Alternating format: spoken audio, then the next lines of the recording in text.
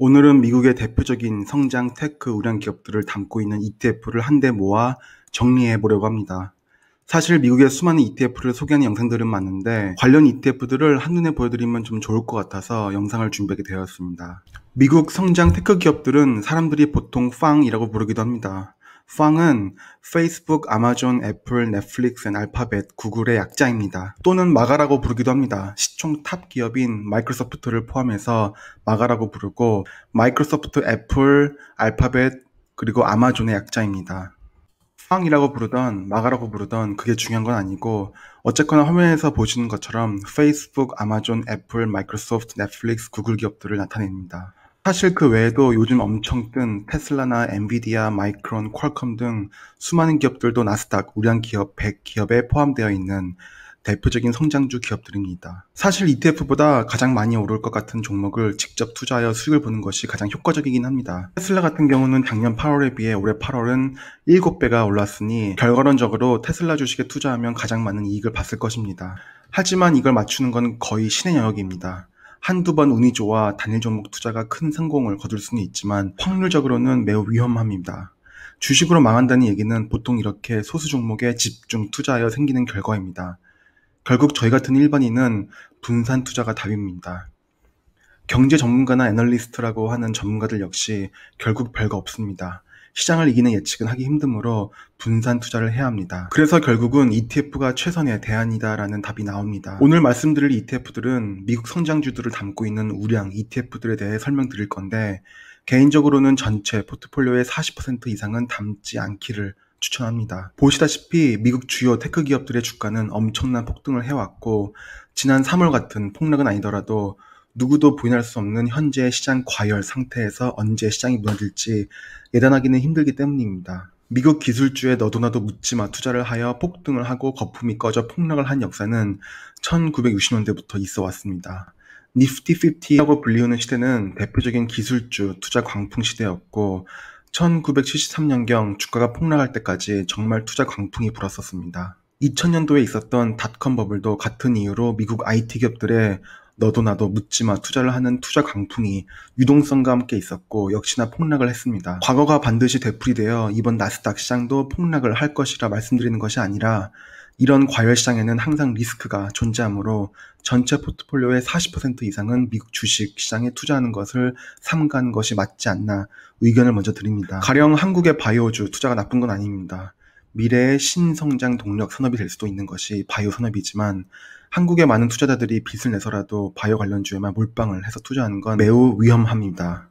큰 수익을 낼 수도 있지만 패가 망신을 할 수도 있습니다. 개인적인 염려 차원에서 몇 가지를 말씀드리느라 서론이 좀 길었습니다. 그럼 미국의 핵심 성장주들을 담은 ETF를 한데 모아 말씀드리겠습니다. 운용 규모 기준으로 가장 큰 8개의 ETF를 설명드리려고 합니다. 이 중에서 QQQ는 이전 영상에서 설명드렸듯이 나스닥 100 지수에 편입되어 있는 종목들의 투자가 들어가므로 다른 ETF에 비해 마가 관련 기업들의 편입 비중이 50%에 육박합니다. 그리고 나머지 ETF들은 쉽게 말해 마가 기업들 편입 비중이 35에서 40% 정도로 거의 비슷합니다.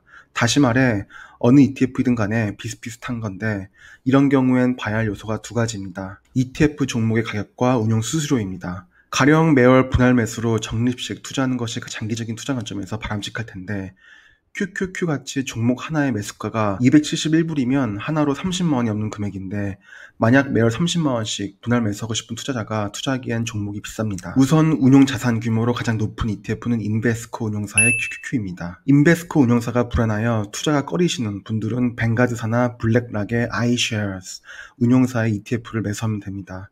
사실 ETF는 사모펀드도 아니고 자산 운용사가 망한다고 본인의 자산이 위험에 빠지진 않습니다. 자산은 트러스티가 보유하고 자산 운용사는 운용만 하는 개념이고 펀드 자산 가치인 NAV는 보존이 되기 때문입니다.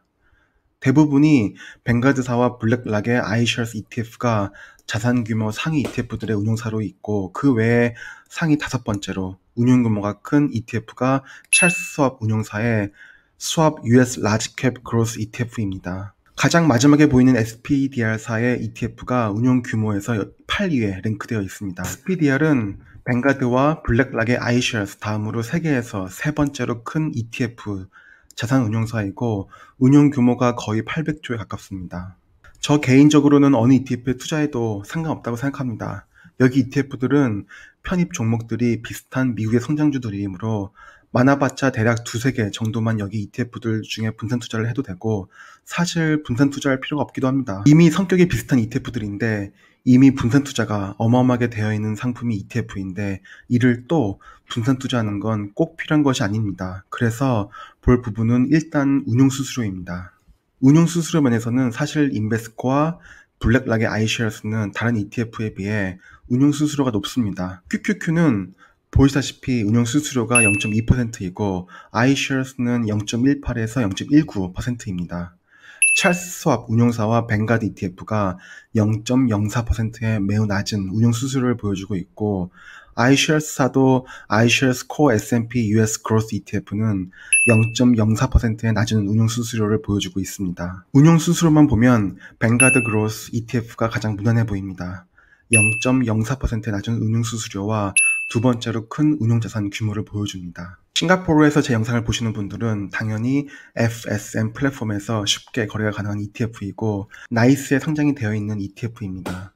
총 운용 수수료는 역시나 0.04%로 최저 수준입니다. 편익 종목은 마가에 보시다시피 집중이 되어 있고 마이크로소프트가 10% 이상 편입이 되어 있습니다. 그리고 또 보셔야 할 부분은 배당률 정도이겠습니다. 사실 미국 성장주 투자에서 배당 성향을 크게 고려하진 않습니다만 그래도 참조 삼아 보면 좋을 것 같습니다.